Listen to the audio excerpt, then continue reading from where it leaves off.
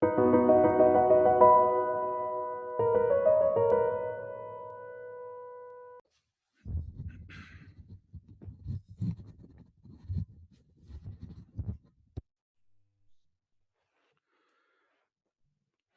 everybody. Good morning, good afternoon, good evening, wherever you are. Whether you're watching us live or on a recording. Thanks for coming.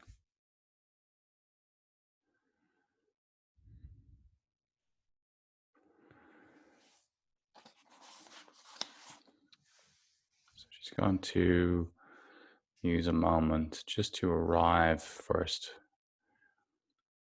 Just a breath exercise. Very similar to how we started our journey. However many long weeks ago that was, 8 weeks, 9 weeks. So just taking in a deep breath when you close your eyes. So just find a comfortable position. Just close your eyes. We're just going to take a moment, just a minute of breathing. So closing the eyes and just taking in a nice deep breath in. Hold the breath at the top for 2, 3, 4, and then breathe out slowly.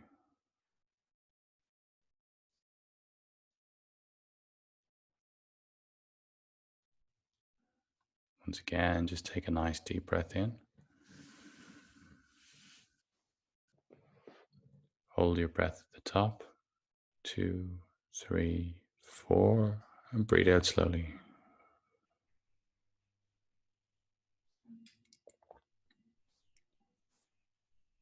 Once again, take a nice deep breath in.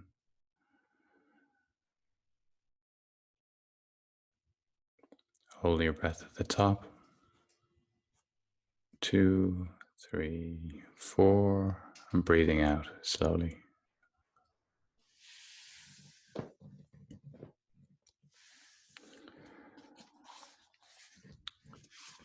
So I just wanted to share a few thoughts before we start today.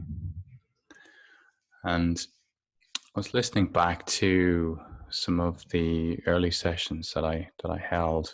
It seems like a lifetime ago now at this point, but we were talking about resilience, and I think resilience in a time like this has never been more important. And I think it's resilience as members in a family or leaders in a business or the local community, wherever that is.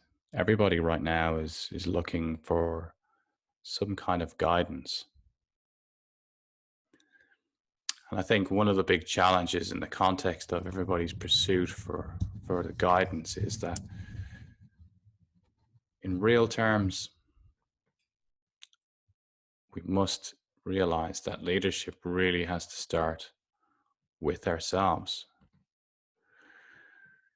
And the cultivation of a meditation practice and mindfulness is developing the idea or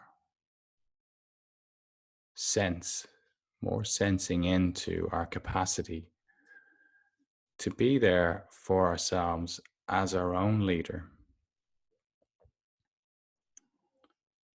Because in these really, really challenging times, the leader that we're looking for is not necessarily able to show up, because so much of modern society is built on historical models. So all of our governmental leaders, all of our societal leaders, most of your business leaders, everything that they've learned is built principally around research and understanding history. And the dynamic that we see in the world right now is not correlated to history.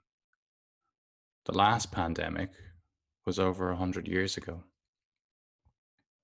So where we seek leadership can be challenging. And one of the themes that we've had running through our practices over these many weeks is when you can't get outside, you always have the capacity to go inside. So we've learned that there's a capacity to slow down, to move inside. And as we go inside and take shelter within ourselves, we also start to realize that there's an immense capacity to listen to our inner wisdom,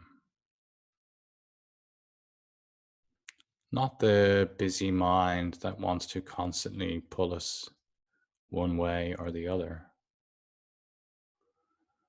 We want to rest, be still,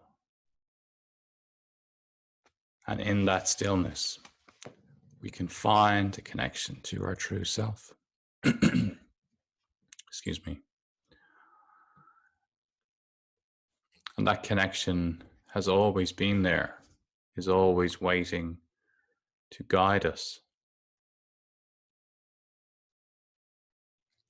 It's like an umbilical cord that we hold to the infinite wisdom of the universe. It's always connected.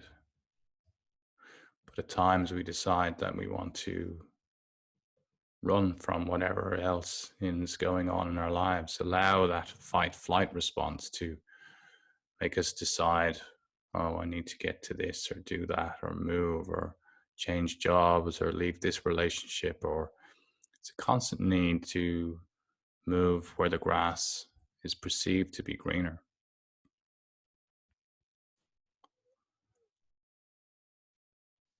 But actually, by being reflective, we can take a better look at what's going on now around us in this moment, in this life. And this is the capacity to show up as our own leaders. Just like the announcements on the planes back in the days when we used to fly, where they say, in the event of an emergency, please tend to your own mask before helping others. By being our own leaders, by being able to show up for others in our family, our company, or our community, we are creating, first of all, a capacity to show up for ourselves. So when we learn to show up for ourselves, when we learn to be there for ourselves, we ultimately learn how to be there for other people. Because if we're caught in a busy mind, caught with a busy mind, always obsessing about the future worries or regretting everything in the past, we're not able to be present for ourselves. So the cultivation of a meditation and mindfulness practice is the cultivation of a capacity to be present for ourselves.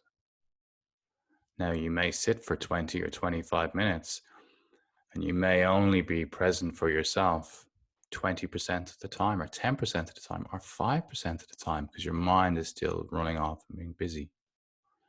But over time, the cultivation of that 5% and moving it to 6% and 7%, and you may never move past 7%, but just the cultivation of that time means that you are now able to be present for yourself. And then those who need you most will notice that you are able to be more attentive in their presence. You have a greater capacity to listen. Your eyes are connected to theirs. You've placed your phone down whilst listening to them. And one of the important things in some recent psychological studies is the impact that we can have on people by actually putting our phone away to talk to them. So if you're going to talk to friends or family at home, put your phone up on a shelf. Don't hold it in your hand or turn it upside down on the table in front of you. actually move it physically out of reach.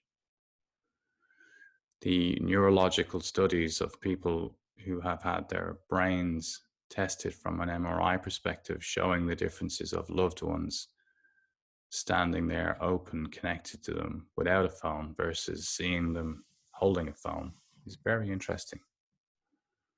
We feel that we're not the most important person in that moment.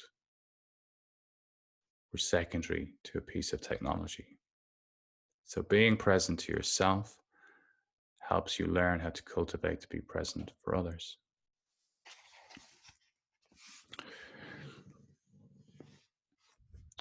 So we'll go on to meditation now. But I also just wanted to add another poem from Rumi.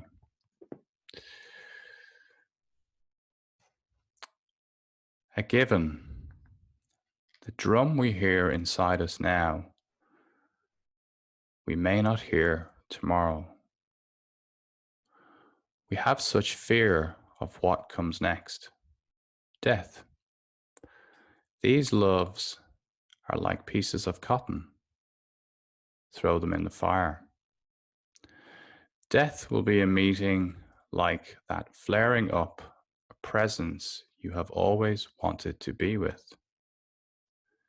This body and this universe keep us from being free. Those of you decorating your cells so beautifully, do you think they won't be torn down? The eventual demolishing of prisons is a given. Fire change, disaster change. You can trust that all that will come around to you.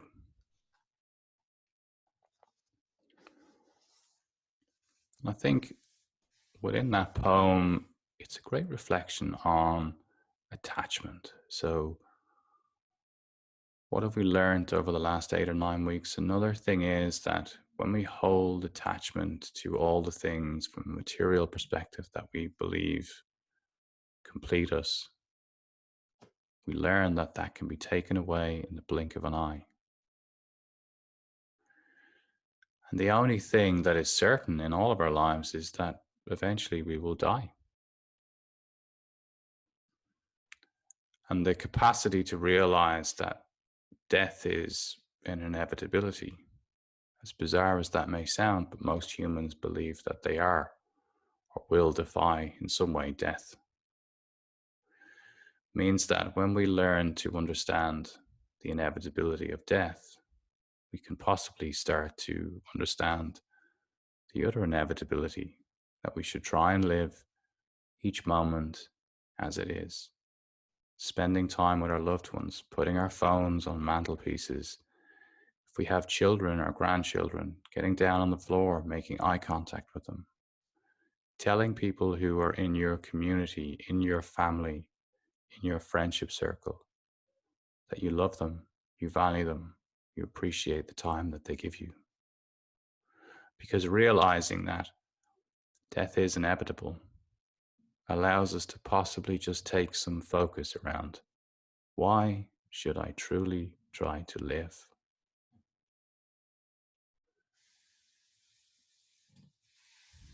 So we'll meditate now for 15 minutes. I'll give you some guidance. So when you're ready, just taking in a nice deep breath, closing your eyes if they haven't been closed already. I'll sound the bell to start, and again, I'll sound the bell at the end.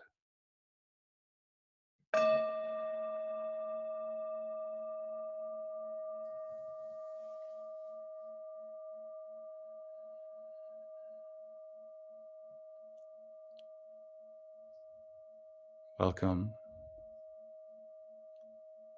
Just start by taking in a nice deep inhale, filling up the lungs and the belly, and then breathing out a nice gentle exhale.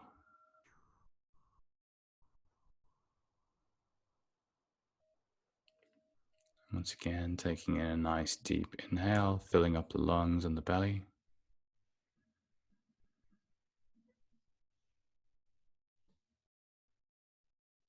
and letting out a nice long exhale.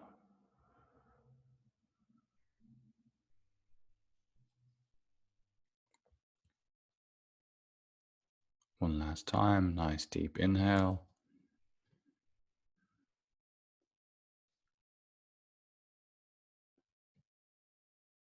Slow and long exhale.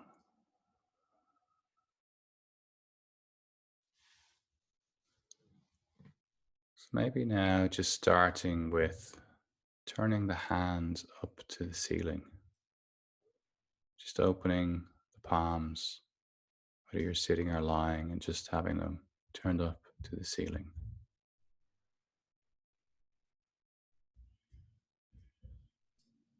Maybe now just noticing the contact points of the hands. Are they resting on your legs or floor? Noticing the contact points on the skin.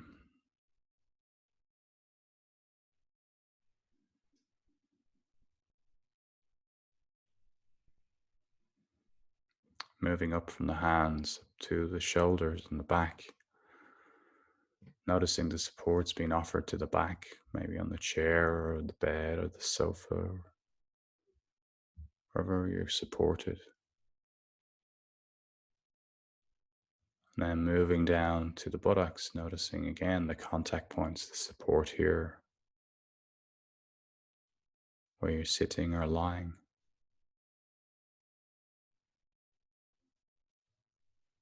To the legs and down to the feet. Noticing the feet.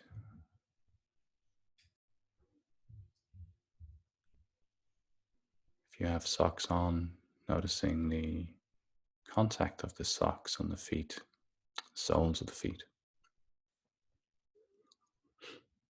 Or if you don't have socks on, maybe noticing the temperature difference on the feet.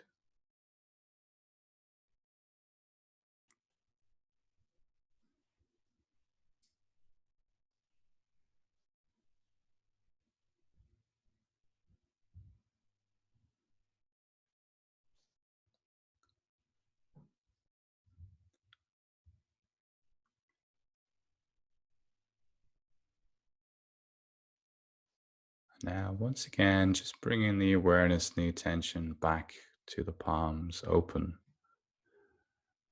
Maybe noticing, maybe taking the opportunity to feel it from the inside out. The palms of the hands and the fingers, just noticing the life and energy, what's here in the palms of the hands and the fingers.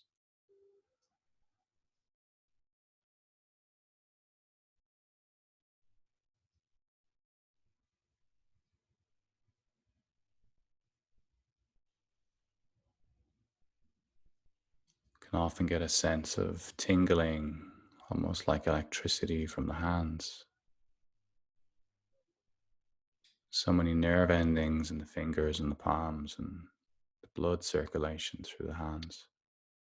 What's here for you as you rest your awareness and your attention on your hands and your fingers?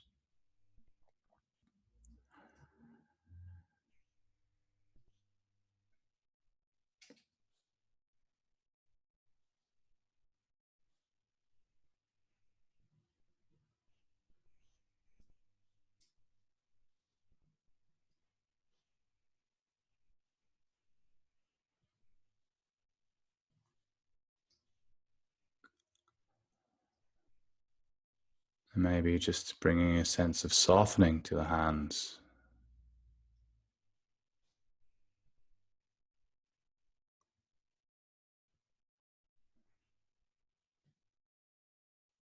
Just a softening of the hands.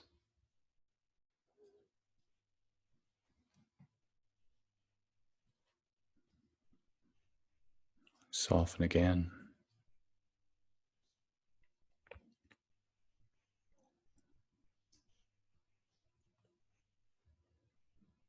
Move up from the hands through the wrists and to the elbows,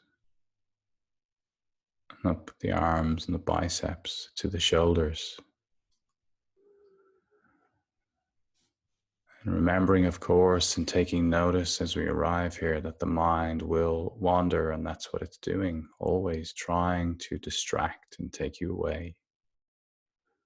So just notice the mind when it wanders during the guidance and take an opportunity to reach out your hand and bring it back to this moment, to the point of attention in our guidance, the shoulders. And as we arrive here, just arriving to see what's here in this moment, remembering again, we're cultivating the capacity to simply be here, moving away from the need to be doing. So just noticing the shoulders and noticing any tightness or tension that may be here.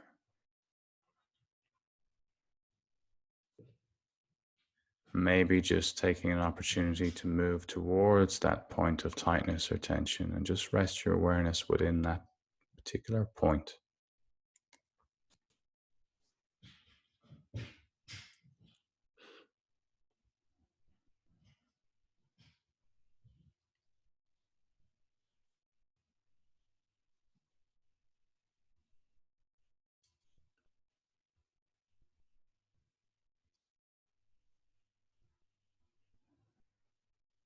Maybe just bringing a sense of softening to that point of tightness or tension.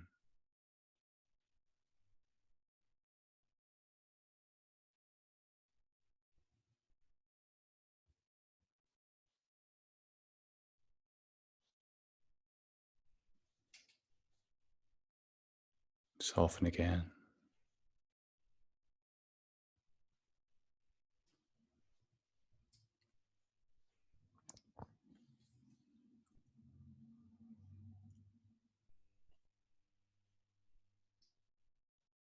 Now bringing the awareness and the attention to the whole of the shoulders.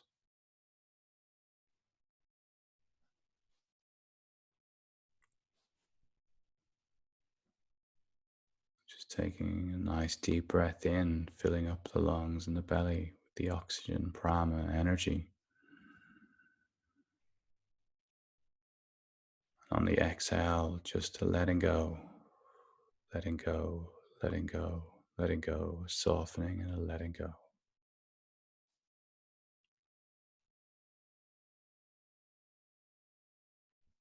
Again, once more, taking a nice deep inhale, filling up the lungs and the belly.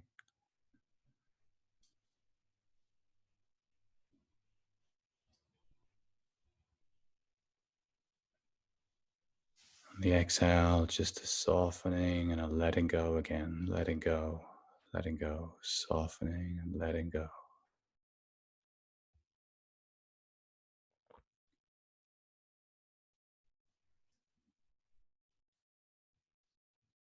Now, just bringing your attention down from the shoulders, resting in the heart.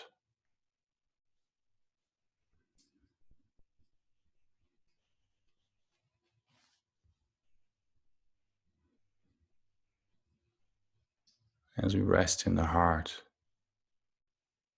just create in the mind capacity to make a connection with the older, wiser version of you. So maybe allowing to get a sense of this older, wiser you, maybe 5 years older, or 20 years older. The older, wiser you, just sensing to make this connection. Maybe see yourself with a few more years on your skin, on your face, or in your hair, and just allow you to notice this older, wiser you just to come and sit for a moment.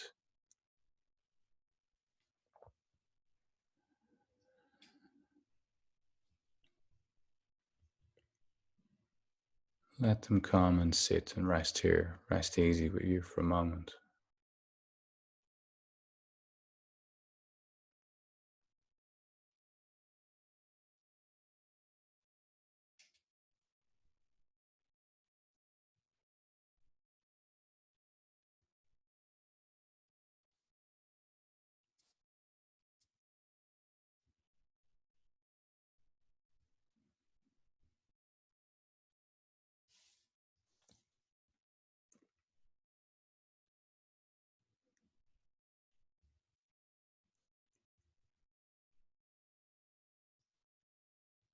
So we've had some time over these weeks to reflect, to connect, to possibly slow down. So asking that older, wiser you,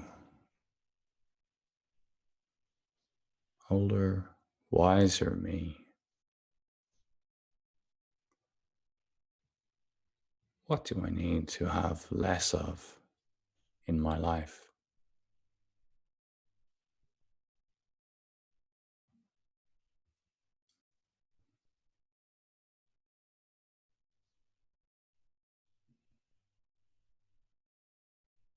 What do I need to have less of in my life?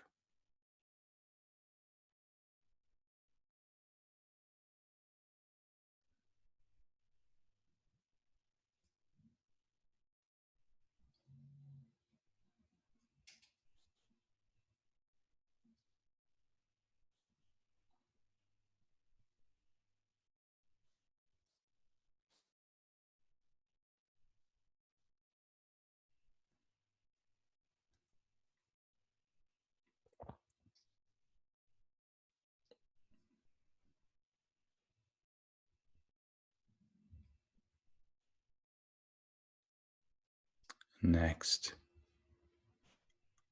getting one more request from this older, wiser you.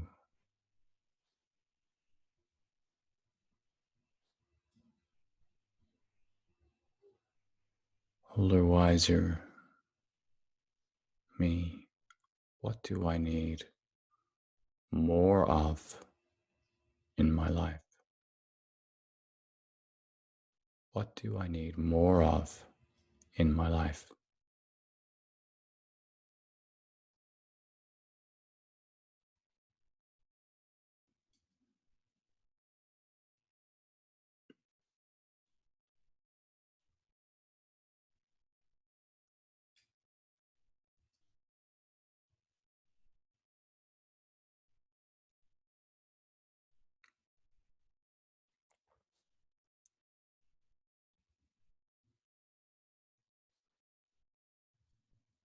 Just noticing what comes up instinctively from the heart, from your gut instinct, not the mind. Listen to the wisdom of the body.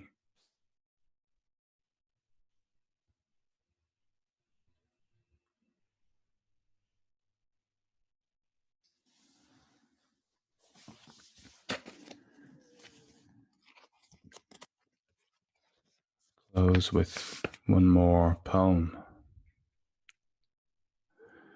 The words that make the rose bloom were also said to me. The words told to the cypress to make it grow strong and straight. The instructions whispered to the jasmine. And whatever was said to the sugar cane to make it sweet. And to the pomegranate flowers to make them blush. The same thing is being said to me.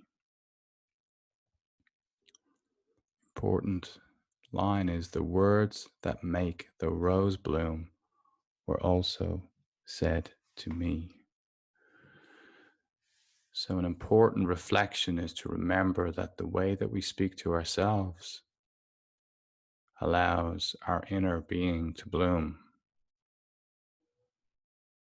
If we speak in a negative sense to ourselves, putting our own ability to bloom down, then we must be aware of our thoughts. Often the way that we speak to ourselves, we would never, ever speak to another like that because it would be so horrible. So closing just with the remembrance and the reflection that the words that make the rose bloom were also said to me. So taking a deep breath in, breathe out slowly.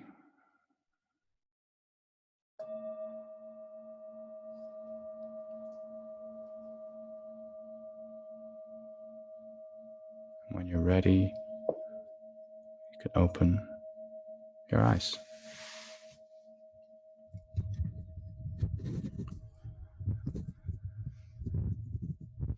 So, namaste, and thank you for being here. Again, thank you for taking the time to be here for yourself, most importantly.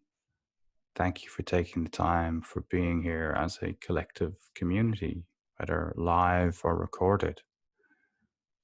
It is nice to know that we are a group of people who just want to find a moment to slow down, to listen to ourselves. Well done, you've come to the end of the 21 days. I appreciate you taking the time to be here.